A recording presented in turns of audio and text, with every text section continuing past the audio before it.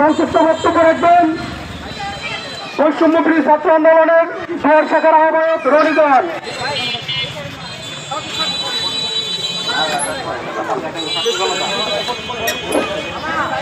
বিসমিল্লাহির রহমানির রহিম।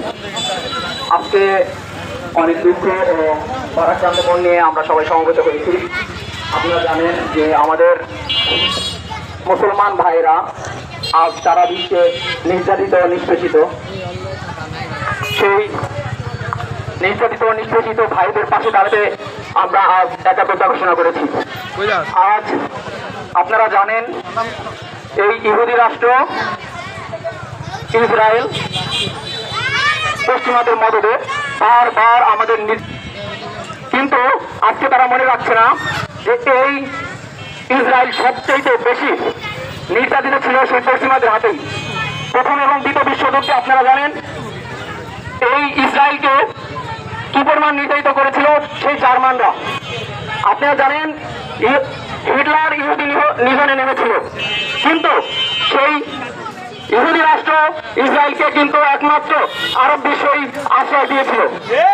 এই আরব বিশ্বে আশ্রয় দিয়েছিল মানবতার খাতিরে, কিন্তু আর সেই আশ্রয় দেওয়ার ফলে আপনারা দেখছেন ইসরায়েলটা কিভাবে তিলে তিলে আমাদের ফিলিস্তিনি ভাইদের নিজস্ব বাদ দেওয়ার জমি থেকে হটাচ্ছে, কিভাবে ধ্বংসলীলা চালাচ্ছে, কিভাবে একের পর এক নিরীহ শিশু বৃদ্ধকে হত্যা করছে, এবং এই দোষ চালাচ্ছে আমাদের মুসলিমদের উপরই।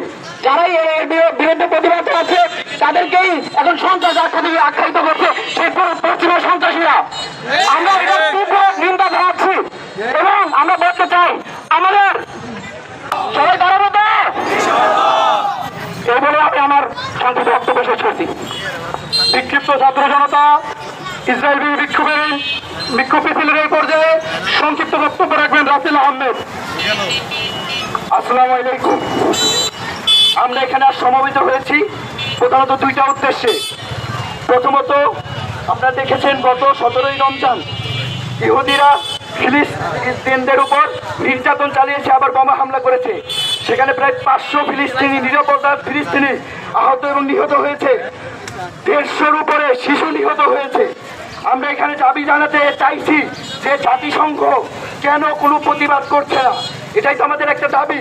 কিন্তু আমি আপনাদের মাঝে একটা কথা বলতে চাই, জাতিসংঘ কখনোই